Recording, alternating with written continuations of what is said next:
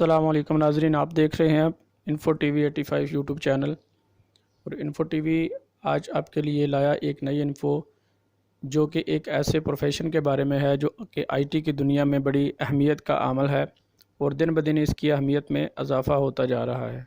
जी हाँ नाजरीन, इस प्रोफेशन को अपनाकर घर बैठे इंटरनेट के ज़रिए लोग हज़ारों नहीं बल्कि लाखों रुपये माहाना कमा रहे हैं। इस प्रोफेशन से मेरी मुराद है वर्चुअल असिस्टेंट। जी हाँ नाजरीन, वर्चुअल असिस्टेंट एक प्रोफेशन है जो कि आईटी की दुनिया में बड़ी अहमियत का हामिल हो चुका है और लोग इसको अपनाकर घर बैठे इंटरनेट के ज़रिए काम कर रहे हैं। तो आज इस वीडियो में आपको वर्चुअल असिस्टेंट के बारे में तमाम तफसील जो है वो बताई जाएगी कि एक वर्चुअल असिस्टेंट के लिए क्या ज़रूरी होता है, उसको किन किन चीज़ों का इल्म होना चाहिए और वो कौन से काम है जिनको सीख के वो अपनी सर्विसेज को जो है वो इंटरनेट पे दे सकता है। नाजरीन, इंटरनेट पर काम करने के और भी काफ़ी सारे प्रोफेशन हैं। सर्च इंजन ऑप्टिमाइजेशन, जिनमें story writing, WordPress, content writing वगैरह, ये प्रोफेशन भी इंटरनेट पर जो है वो मौजूद हैं। इनको अपना कर भी लोग काम कर रहे हैं। लेकिन इस वीडियो में हम बात करेंगे वर्चुअल असिस्टेंट पे कि वर्चुअल असिस्टेंट क्या है और वो कैसे काम करता है और वो कौन सी चीज़ें हैं जिनको सीख के आप इंटरनेट पे वर्चुअल असिस्टेंट की सर्विसेज जो है वो ऑफ़र कर सकते हैं। तो वीडियो को शुरू करने से पहले गुजारिश है कि आप इन्फो टीवी 85 को सब्सक्राइब कर लें ताकि हमारी नई वीडियो आप तक जो है वो पहुंचती रहें। तो आइए शुरू करते हैं। वर्चुअल असिस्टेंट क्या है और वो कैसे काम करता है। वर्चुअल असिस्टेंट का पार्ट 1, इस वीडियो को 2 पार्ट में डिवाइड किया गया है क्योंकि एक पार्ट में अगर वीडियो बनाएं तो वीडियो काफ़ी लंबी हो जाएगी। तो इसलिए पार्ट 1 और पार्ट 2 इसके 2 पार्ट होंगे जिनको मुकम्मल देखकर आप वर्चुअल असिस्टेंट की सर्विसेज जो है वो मुहैया कर सकते हैं। तो पार्ट 1 में वर्चुअल असिस्टेंट कौन होता है, नंबर 2 वर्चुअल असिस्टेंट बनने के लिए कौन कौन सी चीज़ें आपको आनी चाहिए, वर्चुअल असिस्टेंट को कौन कौन से टूल इस्तेमाल करने आने चाहिए। और पार्ट 2 में हम सीखेंगे कि वर्चुअल असिस्टेंट की ज़िम्मेदारियां कौन कौन सी हैं, यानी कि वो क्या काम करता है, वो कौन सी सर्विसेज हैं जो वो ऑफ़र करता है और इंटरनेट पे ऊपर वो सर्विसेज जो है वो प्रोवाइड करके अर्निंग करता है। तो सबसे पहले हम जानते हैं कि एक वर्चुअल असिस्टेंट जो है वो कौन होता है और वो क्या काम करता है। वर्चुअल असिस्टेंट एक ऐसा फ़र्द है जो किसी कारोबारी फ़र्द का ऑनलाइन कारोबार चलाता है और ये काम वो किसी भी जगह से बजरिया कंप्यूटर सर अंजाम दे सकता है। ये काम फुल टाइम, पार्ट टाइम या अपने मुकर्रर करदा वक्त के मुताबिक भी कर सकता है। ये इंटरनेट पर ई मार्केट जैसे अमेज़ोन, दराज वगैरह पर मुख्तलिफ़ सर्विसेज मुहैया करता है, मसलन चीज़ों को ख़रीदना या फ़रोख्त करना या ये दोनों काम, या फिर मुकम्मल कारोबार देखना। मसलन अमेज़ोन पर एक कारोबारी फ़र्द के अकाउंट बनाने से लेकर प्रोडक्ट की सेल तक सारी एक्टिविटी को देखना, सारी एक्टिविटी को परफॉर्म करना शामिल होता है।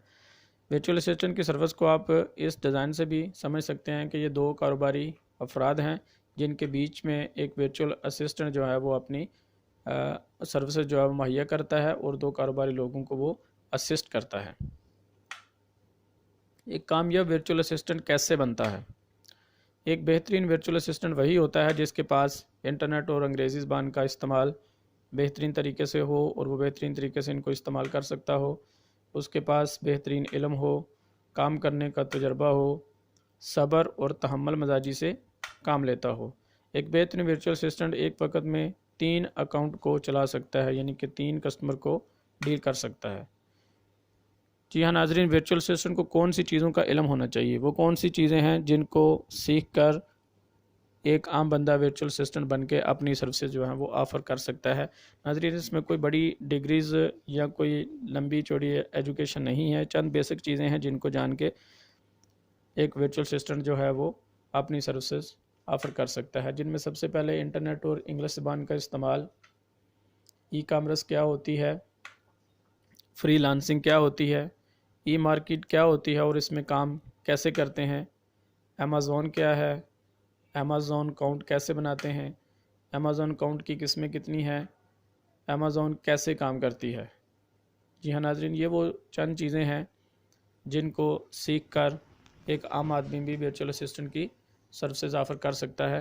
वो इसके लिए ना तो किसी डिग्री की ज़रूरत है और ना ही आपको बहुत लंबा चौड़ा पढ़ने की ज़रूरत है। तो इंटरनेट और अंग्रेज़ी ज़बान का इस्तेमाल आज के दौर में कोई भी इंसान जो पढ़ा लिखा है उसको इंटरनेट का इस्तेमाल तो आता ही है। जैसे कि आप रोज़ाना फ़ेसबुक, गूगल और यूट्यूब पे सर्चिंग करते रहते हैं, अपनी ज़रूरत की चीज़ें तलाश करते रहते हैं। तो यही चीज़ें हैं जो कि हम इंटरनेट पर इस्तेमाल करते हैं। बाकी इस वीडियो में भी हम ये सारी चीज़ें इंटरनेट के ज़रिए ही करेंगे, तो आपको इसका इस्तेमाल जो है वो बखूबी आ जाएगा। नेक्स्ट ऑप्शन है ई कामर्स। ई कामर्स का जानना एक वर्चुअल असिस्टेंट के लिए इंतहाई ज़रूरी है कि ई कामर्स क्या होती है और ये कैसे काम करती है। इसमें काम करने के लिए आपको किन चीज़ों की ज़रूरत होती है या कौन सी एक्सपर्टीज़ चाहिए या किन चीज़ों का इल्म होना लाजमी है। तो आइए जानते हैं ई कामर्स क्या है। तो ई कामर्स को समझने से पहले हम थोड़ा सा समझेंगे कि कामर्स क्या होती है। तो जी हाँ नाज़रीन, कामर्स ख़रीदने और बेचने के अमल को कामर्स कहते हैं। जैसे कि कोई भी चीज़ आप किसी मार्केट से ख़रीदते हैं और फिर उसको बेचते हैं और उसको कामर्स कहा जाता है। तो ई कामर्स भी ख़रीदने और बेचने का ही एक अमल है, लेकिन इसमें ख़रीदने और बेचने का ऐसा अमल है जिसको सर अंजाम देने के लिए आपको इंटरनेट की ज़रूरत पड़ती है। यानी कि कोई भी चीज़ आप परचेज़ करते हैं और उसको फिर आप फ़रोख्त करना चाहते हैं तो उसके लिए आपको इंटरनेट की ज़रूरत पड़ेगी। तो इसलिए इसको ई कामर्स कहा जाता है। ई कामर्स को इंटरनेट कामर्स भी कहते हैं, जिसको आप इस एग्जांपल के साथ बेहतरीन तरीके से समझ सकेंगे। जैसे कि ये अमेज़ॉन एक वेबसाइट है जिसके ऊपर एक मोबाइल फॉर सेल है। तो हम इस वेबसाइट के ऊपर जाएंगे और इस मोबाइल की तफसील को देखेंगे अगर हमें मोबाइल ख़रीदना है तो, और उसकी तफसील को समझने के बाद और उसकी कीमत को देखकर अगर हमें वो चीज़ पसंद है तो उसका हम यहाँ से ऑर्डर कर सकते हैं और वो चीज़ हमें घर बैठे मिल जाएगी। तो ये आपकी ई कामर्स है। इस तरह आप ई कामर्स के ज़रिए चीज़ों को सर्च करते हैं और फिर उनको ख़रीदते हैं और इसी तरह ही आप इन्हीं वेबसाइट के ऊपर अपनी चीज़ों को बेच भी सकते हैं और इस सारे अमल को हम ई कामर्स कहते हैं। ई कामर्स की कुछ अक़साम हैं, क्योंकि कामर्स में काम करने को बेहतरीन तरीके से समझने के लिए इसको चंद अक़साम में तकसीम किया गया है। इसकी कैटेगरी बनाई गई है ताकि इसको आसानी से समझा जा सके। उसमें सबसे पहली कैटेगरी है B2B, number 2 B2C, number 3 C2B और नंबर 4 C2C। ये 4 मेन अक़साम हैं ई कामर्स की, जिनको हम वन बाय वन तफसील से समझेंगे कि इनमें कैसे काम किया जाता है और ये क्या है। तो नंबर 1 पे है B2B। जी हाँ नाज़रीन, B2B की जो ई कामर्स की किस्म है इसमें 2 कारोबारी अफराद या कंपनियाँ शामिल होती हैं। यानी कि 2 कारोबारी अफराद, एक बिज़नेसमैन दूसरे बिज़नेसमैन के साथ काम करता है और अपनी प्रोडक्ट को ख़रीदता है या उसके साथ अपनी प्रोडक्ट को फ़रोख्त करता है। आइए इसको हम समझते हैं। जैसे कि ये अली बाबा एक बहुत बड़ी फ़र्म है, इंटरनेट मार्केट है और ये होल सेलर का काम, जैसे कि होल सेलर बड़ी बड़ी और ज़्यादा क्वांटिटी में चीज़ें फ़रोख्त करते हैं, ये उस तरह से भी काम करता है। तो इस पे एक प्रोडक्ट अपलोड हुई है, फॉर सेल है, लेकिन यहाँ पे साथ में मेंशन किया हुआ है कि इसका कम से कम आप 1000 तक ऑर्डर जो है वो कर सकते हैं, इससे कम नहीं। तो नाजरीन, 1000 क्वांटिटी में ऑर्डर एक बिज़नेसमैन बंदा ही कर सकता है, एक आम सारफ, एक आम कस्टमर नहीं कर सकता जिसको 1 या 2 चीज़ें घरेलू इस्तेमाल के लिए चाहिए होती हैं। तो इस तरह एक बड़ी कंपनी एक छोटी कंपनी के साथ जो मिलकर बिज़नेस कर रही होती है, इसको B2B ई कामर्स की किस्म कहते हैं। दूसरी किस्म है B2C।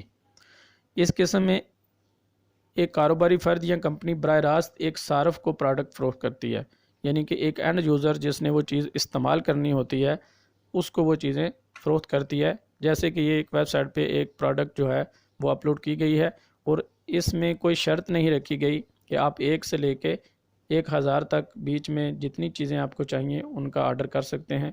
यानी कि एक एंड यूज़र अपनी ज़रूरत के मुताबिक ये चीज़ ख़रीद सकता है अपनी क्वांटिटी के हिसाब से। तो इस किस्म में एक कंपनी जो है वो डायरेक्ट एंड यूज़र को प्रोडक्ट मुहैया करती है। तो ई कामर्स की तीसरी किस्म जो है वो C2B, यानी कि इस किस्म की जो ई कामर्स है उसमें एक सारफ एक एंड यूज़र जो है वो एक कारोबारी फ़र्द या कंपनी को अपनी सर्विसेज या मसनूआत मुहैया करता है। यानी कि इस किस्म में एक कस्टमर जो है वो एक बिजनेसमैन को अपनी सर्विस मुहैया करता है। जैसे कि एक कंपनी है दराज, अमेज़ोन या अलीबाबा, उसने अपनी कोई भी प्रोडक्ट जो है वो इंटरनेट पे फ्लोट करनी है, अपलोड करनी है सेल करने के लिए। उसके लिए उसको एक डिज़ाइन चाहिए जो उसने अपने प्रोडक्ट के ऊपर लगाना है ताकि लोग उसको पसंद करें और सेल करें। तो इसके लिए वो एक जिस बंदे को या जिस आदमी को हायर करेगा वो एक इंडिविजुअल होगा जो इसको सर्विस मुहैया करेगा। तो इस तरह एक वो इंडिविजुअल, एक कस्टमर जो है वो एक बिजनेसमैन को अपनी सर्विस मुहैया कर रहा है इस किस्म ई कामर्स की। इस किस्म में ई कामर्स की जो चौथी किस्म है उसमें C2C टाइप है। ई कामर्स की इस किस्म में एक सारफ या कस्टमर दूसरे सारफ या कस्टमर को प्रोडक्ट मुहैया करता है। यानी कि इस किस्म की जो ई कामर्स है उसमें दोनों कस्टमर शामिल होते हैं, जिसकी मिसाल आप यहाँ से समझ सकते हैं कि जैसे कि OLX पे एक सारफ है जिसने कुछ दिन पहले एक प्रोडक्ट ली, उसको इस्तेमाल किया और अब वो चेंज करना चाहता है किसी भी वजह से, या तो वो नई चीज़ लेना चाहता है या कोई मॉडल चेंज करना चाहता है। जैसे आप मोबाइल की एक मिसाल ले लेते हैं कि उसने मोबाइल लिया और अब वो उसको सेल करके एक नया मोबाइल लेना चाहता है और उसने उसको OLX पे अपलोड कर दिया कि ये फॉर सेल है। तो आगे ख़रीदने वाला जो है वो भी एक कस्टमर है, एंड यूज़र है, वो अपने इस्तेमाल के लिए एक चीज़ को सर्च कर रहा है और वो उसको OLX पे देखेगा और अगर उसको वो चीज़ पसंद आती है तो वो परचेज़ कर लेगा, उसको ख़रीद लेगा। तो ये इस टाइप में दोनों कस्टमर जो है वो इन्वॉल्व होते हैं। तो नाज़रीन, ये ई कामर्स की 4 किस्में थी जिनको हमने पढ़ा समझा। उम्मीद करते हैं कि आप इनके बारे में समझ चुके होंगे। आगे हम बात करते हैं फ्रीलांसिंग की।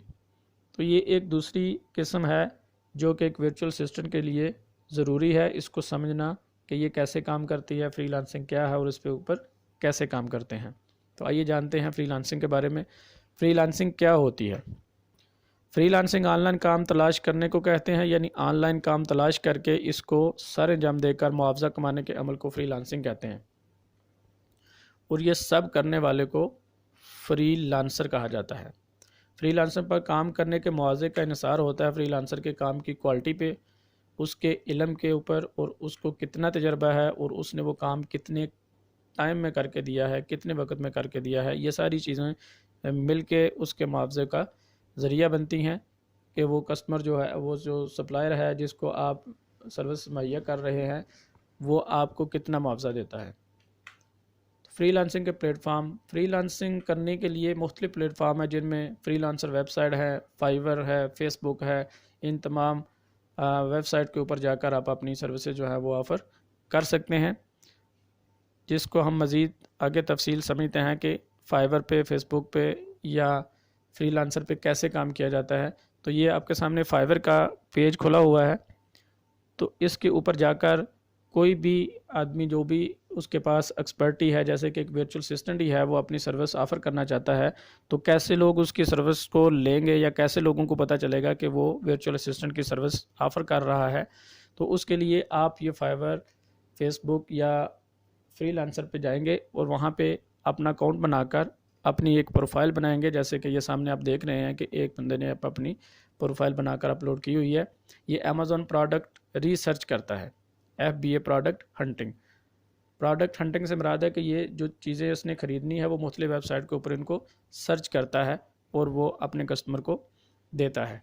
तो ये सर्विसेज जो है वो ऑफ़र कर रहा है प्रोडक्ट हंटिंग की, जिसको हम आगे इसमें तफसील से पढ़ेंगे कि प्रोडक्ट हंटिंग क्या होती है। तो यहाँ पे बताना मकसद है कि फाइवर पे जाके आप अपना अकाउंट बनाएंगे और आप अपना प्रोफाइल बनाएंगे जिसमें आप पूरी डिस्क्रिप्शन लिखेंगे कि आप कौन कौन सी सर्विसेज जो है वो ऑफ़र कर रहे हैं और आपकी क्या क्या एक्सपर्टीज़ हैं। तो यहाँ से फिर लोग आपको अप्रोच करेंगे और आपको ऑर्डर प्लेस करेंगे कि उनको कौन सी सर्विसेज चाहिए। जैसे कि ये आपके सामने मुख्तलिफ लोगों ने अपनी प्रोफाइल बनाकर अपलोड की हुई हैं कि ये कौन कौन सी सर्विसेज दे रहे हैं और नीचे उन्होंने अपनी प्राइसेस भी लिखी हुई हैं कि ये उसके लिए क्या अर्न कर रहे हैं या उनकी कीमत क्या लेंगे। तो अगली टाइप है नाजरीन ई मार्केट। तो एक वर्चुअल असिस्टेंट के लिए ये जानना भी लाजमी है कि ई मार्केट क्या होती है। जिस तरह हमें कामर्स का सर अंजाम देने के लिए किसी मार्केट में जाना पड़ता है, यानी कि वहाँ से चीज़ ख़रीदनी है, फिर उसको बेचने के लिए किसी दूसरी मार्केट में या उसी मार्केट में जाना पड़ता है। तो इसी तरह ऑनलाइन काम करते हुए भी आपको एक मार्केट की ज़रूरत होती है, जिसको हम ई मार्केट कहते हैं। तो ई मार्केट क्या होती है? ई कॉमर्स में हमें चीज़ें ख़रीदने और बेचने के लिए किसी न किसी मार्केट की ज़रूरत पड़ती है। इसी तरह इंटरनेट में भी हमें चीज़ें ख़रीदने और बेचने के लिए ई मार्केट की ज़रूरत होती है। ऑनलाइन ख़रीद फरोख्त के लिए जो वेबसाइट होती हैं जिन पर जाकर हम चीज़ें ख़रीदते या बेचते हैं, इनको ई मार्केट कहते हैं। तो आइए हम जानते हैं कि बेहतरीन ई मार्केट या वेबसाइट कौन सी हैं जिनके ऊपर हम इंटरनेट के ऊपर काम कर सकते हैं। उनमें सबसे पहले और वर्ल्ड वाइड फैली हुई एक बहुत बड़ी जो ई मार्केट है उसमें अमेज़ॉन शामिल है। उसके बाद अलीबाबा, ईबे, वालमार्ट और होम डिपो। इसके अलावा भी काफ़ी सारी ई मार्केट्स हैं, जैसे दराज है, लेकिन ये चंद एक वेबसाइट जो है वो आपको समझाने के लिए इसमें शो की गई हैं। और इनमें से हम एक ई मार्केट के ऊपर तफसील से बात करेंगे और प्रैक्टिकल करके दिखाएंगे कि वहाँ पे काम कैसे होता है और कैसे वहाँ पे आप अपने प्रोडक्ट को ख़रीद सकते हैं और बेच सकते हैं। तो आइए जानते हैं कि ई मार्केट के ऊपर कैसे काम किया जाता है। यहाँ पे हम अमेज़ॉन की मिसाल ले रहे हैं कि वहाँ पे हम काम कैसे करेंगे। तो उससे पहले हमें यह समझना होगा कि अमेज़ॉन क्या है। अमेज़ॉन एक ई कॉमर्स की एक वेबसाइट है जिस पर कोई भी अपनी एशिया को बेच सकता है या ख़रीद सकता है। ये नाजरीन, जब आप अमेज़ॉन के ऊपर जाएंगे तो ये उस तरह का एक उसका पेज है जिसके ऊपर मुख्तलिफ़ लोगों ने अपने अकाउंट बनाए हुए हैं और अकाउंट बनाने के बाद अपनी चीज़ों को अपलोड किया हुआ है, बेचने के लिए लगाई हुई हैं। और इसी से आप ख़रीदने वाला भी अपने पसंद की प्रोडक्ट को ख़रीद सकता है। अमेज़ॉन पर एशिया बेचने के लिए क्या ज़रूरी है? जी हाँ नाज़रीन, अमेज़ॉन पर एशिया बेचने के लिए चंद एक बातें जानना ज़रूरी हैं। उसके तरीक़ाकार, उसके कवानीन कि वो कैसे काम करती है और आप वहाँ पे क्या क्या कर सकते हैं। तो नंबर 1 पे अमेज़ॉन पर अपनी प्रोडक्ट को बेचने के लिए आपका अकाउंट होना ज़रूरी है। नंबर 2, कवानीन और तरीक़ाकार का इल्म होना ज़रूरी है कि अमेज़ॉन पर काम कैसे किया जाता है। अमेज़ॉन पर अपनी एशिया बेचने के लिए इसके कवानीन और काम के तरीक़ाकार के बारे में इल्म होना ज़रूरी है, जिनकी तफसील हम आगे आपको बताएंगे। अमेज़ॉन पर चीज़ें बेचने का तरीक़ाकार क्या है? अमेज़ॉन पर चीज़ें बेचने के 2 तरीके हैं, जिसमें नंबर 1 पे है FBA, फुलफिल बाय अमेज़ॉन। जी हाँ नाजरीन, इस तरीक़ाकार में अमेज़ॉन कस्टमर को सहूलियत फ़राहम करता है कि जो चीज़ आप परचेज़ करते हैं और किसी कस्टमर को डिलीवर करनी है तो वो सर्विस जो है वो आपका अमेज़ॉन ख़ुद प्रोवाइड करता है। आप आर्डर बुक करके अमेज़ॉन के हवाले कर देते हैं और अमेज़ॉन उनको डिलीवर करता है। इसकी तफसील हम आगे जानेंगे। दूसरा तरीका है फुलफिल बाय मर्चेंट। जी हाँ नाजरीन, अमेज़ॉन पर काम करने का दूसरा तरीका है FBM, फुलफिल बाय मर्चेंट, कि वो जो सारा प्रोसेस है वो एक मर्चेंट ने, एक सेलर ने खुद फुलफिल करना है, उसमें अमेज़ॉन इन्वॉल्व नहीं होती।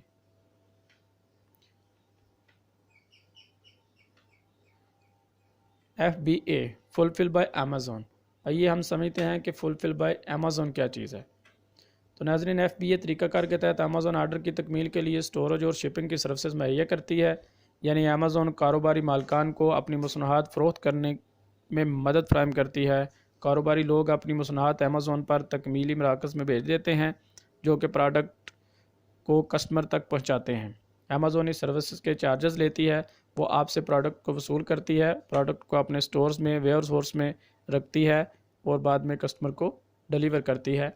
इस पर्पज़ को सर अंजाम देने के लिए, इस सर्विस को मुहैया करने के लिए अमेज़ॉन ने मुख्तलिफ़ कंट्रीज़ में अपने बहुत बड़े बड़े वेयर हाउसेस बनाए हुए हैं, जहाँ पर वो चीज़ें प्लेस करती है और फिर आगे कस्टमर को मुहैया करती है। ये जो आप देख रहे हैं FBM, फुलफिल बाय मर्चेंट।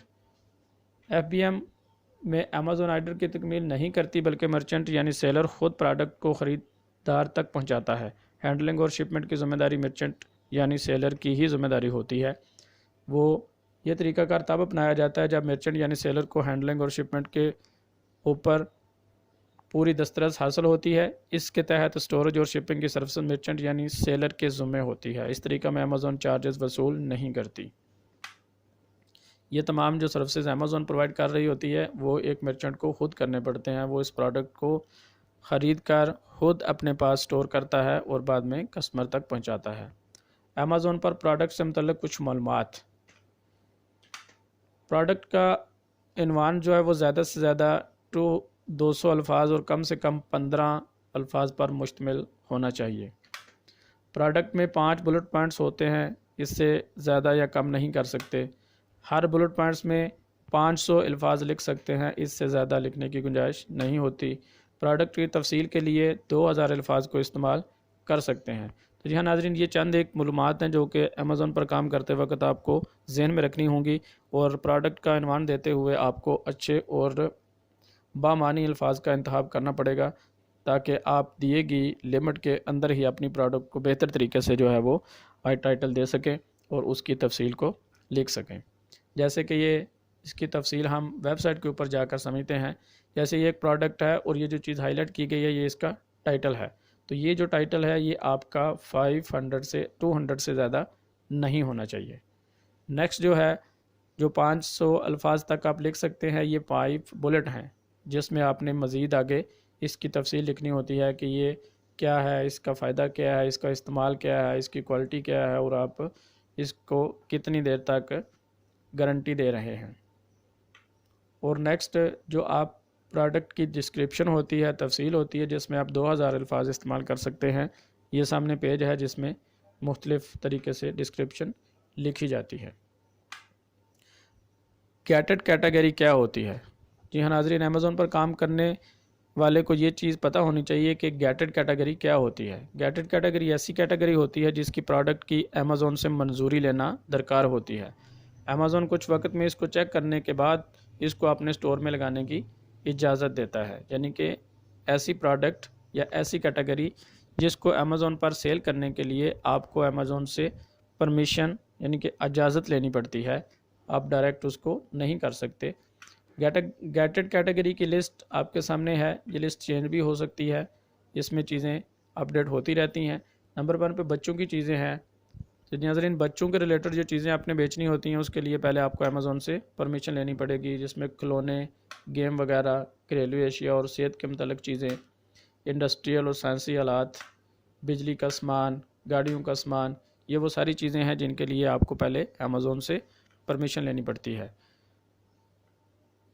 जो कि उसकी पॉलिसी में शामिल है। इस तरह के जो साइंसी आलात हैं उनको सेल करने के लिए आपको अमेज़ॉन से परमिशन लेनी पड़ेगी, क्योंकि अमेज़ॉन उसके ब्रांड और उसकी क्वालिटीज़ को देखती है कि क्या ये वाकई एक क्वालिटी प्रोडक्ट है, एक ब्रांडेड प्रोडक्ट है, लोकल या एक नाकस क्वालिटी तो नहीं है जो कि हमारे कस्टमर को नुकसान पहुंचाएं और ताकि अमेज़ॉन की कारकर्दगी मुतासर हो। उसके बाद आपको ये जानना ज़रूरी है एक वर्चुअल असिस्टेंट के लिए कि पेटेंट क्या होता है। पेटेंट से मुराद सनद हक तहफ़्फ़ुज़, यानी कि एक चीज़ के हकूक़ आप अपने पास महफूज कर लेते हैं, उस प्रोडक्ट को रजिस्टर्ड करवा लेते हैं ताकि कोई बंदा उस तरह की प्रोडक्ट को बनाकर सेल ना कर सके, तो उसको कहते हैं पेटेंट। मुख्तलिफ ऐसी चीज़ें होती हैं जिसके ऊपर पेटेंट लगा होता है कि ताकि कोई और बंदा उस तरह की चीज़ को सेल ना कर सके। तो पेटेंट की भी आगे कुछ किस्में हैं, आइए जिनको 1 बाय 1 समझते हैं, जिसमें एक यूटिलिटी पेटेंट, डिज़ाइन पेटेंट और प्लान पेटेंट। तो यहाँ पर बात करते हैं यूटिलिटी पेटेंट की। तो यूटिलिटी पेटेंट में चीज़ के इस्तेमाल को देखा जाता है, यानी कि जो यूटिलिटी पेटेंट जो जिस प्रोडक्ट के ऊपर लगा होता है उसमें यह देखा जाता है कि इस चीज़ का इस्तेमाल क्या है, और उसके इस्तेमाल को देखते हुए उसके ऊपर पेटेंट लगाया जाता है और कोई और बंदा उस तरह के इस्तेमाल की चीज़ जो है वो सेल नहीं कर सकता। जैसे कि ये एक वॉशिंग मशीन है, इसका काम है कपड़े वॉश करना, तो अगर किसी ने इसके ऊपर यूटिलिटी पेटेंट लगाया हुआ है तो कोई और बंदा ऐसी चीज़ सेल नहीं कर सकता जिसका काम कपड़े धोना और कपड़े सुखाना हो। डिज़ाइन पेटेंट, डिज़ाइन पेटेंट में किसी चीज़ का डिज़ाइन होता है कि एक आप डिज़ाइन बनाते हैं और उसको रजिस्टर करा लेते हैं कि उस तरह के डिज़ाइन की चीज़ कोई बंदा ना बना सके या फ़रोख्त ना कर सके। जैसे कि एक वॉशिंग मशीन है, इसका एक डिज़ाइन बनाकर अगर इसके ऊपर पेटेंट लगा दिया जाए, इसको रजिस्टर करा दिया जाए, तो आप उस डिज़ाइन की वॉशिंग मशीन नहीं फ़रोख्त कर सकते। हाँ, अलबत्ता किसी और डिज़ाइन की डिज़ाइन चेंज करके किसी और डिज़ाइन में आप वॉशिंग मशीन सेल कर सकते हैं। एक होता है प्लांट पेटेंट। प्लांट पेटेंट को समझना थोड़ा पेचीदा है, अलबत्ता ये पौधों की नस्ल के बारे में होता है, क्योंकि पौधों की सेल परचेज़ भी होती है। जैसे कि आम मार्केट में नर्सरीज बनी होती हैं, इस तरह भी आप इंटरनेट के ऊपर, इन वेबसाइट के ऊपर जो है पौधे की सेल परचेज़ भी करते हैं। तो अगर कोई कंपनी एक नया पौधा या एक नया बीज बना लेती है और उसको रजिस्टर करा लेती है, तो उसको हम प्लांट पेटेंट कहेंगे। तो ये 3-4 पेटेंट की किस्में हैं। अगर ये प्रोडक्ट के ऊपर लगी हूँ तो आप वो चीज़ें उस तरह की ना सेल कर सकते हैं और ना ही बना सकते हैं। पेटेंट के बारे में पता होना क्यों ज़रूरी है? एक वर्चुअल असिस्टेंट के लिए पेटेंट के बारे में पता होना इसलिए लाजमी है क्योंकि जब वो एक अपने क्लाइंट को सर्विस प्रोवाइड कर रहा होगा तो इसके बारे में उसे जानना ज़रूरी है। क्योंकि अगर वो पेटेंट चीज़ को अमेज़ोन के ऊपर अपलोड कर देगा तो अमेज़ोन जो है वो उसको ड्रॉप कर देगा और उसकी जो चीज़ जो है वो सेल नहीं हो सकेगी, जिससे उसके क्लाइंट को नुकसान होगा। पेटेंट के बारे में पता कैसे चलेगा? एक वर्चुअल असिस्टेंट मुख्तलिफ टूल्स इस्तेमाल करके ये पता खुद भी लगा सकता है, और अगर वो बाकी सर्विसेज जो है वो मुहैया कर रहा है, वो मसरूफ़ है या उसके पास टाइम नहीं है, तो जिस तरह पीछे हमने डिस्कस किया है कि वो फाइवर या फ्रीलांसिंग पे जाकर ये सर्विसेज जो है वो परचेज़ भी कर सकता है और उससे भी ये पता करवा सकता है कि वो पता करके दे कि इसके ऊपर पेटेंट लगा हुआ है कि नहीं। कीवर्ड्स क्या होते हैं? यह नाज़रीन, एक वर्चुअल असिस्टेंट के लिए ये लाजमी जानना है होगा कि कीवर्ड्स क्या होते हैं। कीवर्ड्स वो अल्फाज होते हैं जिनकी मदद से एक वर्चुअल असिस्टेंट या कोई भी फ़र्द इंटरनेट पर किसी प्रोडक्ट या किसी वीडियो को या ज़रूरत की किसी भी चीज़ को तलाश करता है। कीवर्ड से कस्टमर गाहक इंटरनेट पर प्रोडक्ट को तलाश करता है और कीवर्ड सारफ की तलाश करने वाली चीज़ को बयान करते हैं कि वो क्या तलाश करना चाह रहा है। सर्च इंजन ऑप्टिमाइजेशन का इन्हिसार भी कीवर्ड्स पर ही होता है कि आप जो सर्च इंजन ऑप्टिमाइजेशन करते हैं उनके लिए कीवर्ड को जानना, उस पर दस्तरस हासिल करना इंतहाई ज़रूरी होता है। कीवर्ड्स इंटरनेट की दुनिया में बड़ी अहमियत का हामिल है, इसलिए इसको जानना और समझना बहुत अहम है, क्योंकि अच्छे कीवर्ड्स की वजह से एक वर्चुअल असिस्टेंट अपनी प्रोडक्ट को हमेशा टॉप पर शो करवा सकता है, और अगर आपकी प्रोडक्ट सर्च करने वाले को सबसे पहले मिलेगी तो वो उसको सबसे पहले देखेगा, जिससे ख़रीदने के चांस बढ़ जाएंगे। तो इसलिए कीवर्ड्स को जानना और समझना ज़रूरी है। तो आइए हम इसको एग्जांपल से समझते हैं। जैसे कि अमेज़ोन पर आप कोई चीज़ सर्च कर रहे हैं तो वहाँ पे भी आप वर्ड ही प्रेस करते हैं, वर्ड ही इंटर करते हैं, तो यही वो कीवर्ड होते हैं जो आप को ज़रूरत पड़ती है चीज़ों को सर्च करने में, एज ए वर्चुअल असिस्टेंट या एक आम आदमी जो कि अपनी ज़रूरत की चीज़ को सर्च कर रहा है। जी हाँ नाज़रीन, जैसे आप गूगल पे कोई चीज़ सर्च करते हैं, लिखते हैं, तो आपको अपनी मर्ज़ी का रिज़ल्ट नहीं मिलता, क्योंकि आप अपनी रिक्वायर्ड चीज़ जो है उसके मुताबिक कीवर्ड इस्तेमाल नहीं कर रहे। फिर आप उसको रिमूव करके दोबारा एक कंटेंट लिखते हैं और एक नए कीवर्ड जो है वो एंटर करते हैं, जिससे आपको अपनी मर्ज़ी का रिज़ल्ट मिल जाता है। तो ये वो कीवर्ड होते हैं जिनको इस्तेमाल करके आप अपनी मर्ज़ी का रिज़ल्ट जो है वो हासिल कर सकते हैं।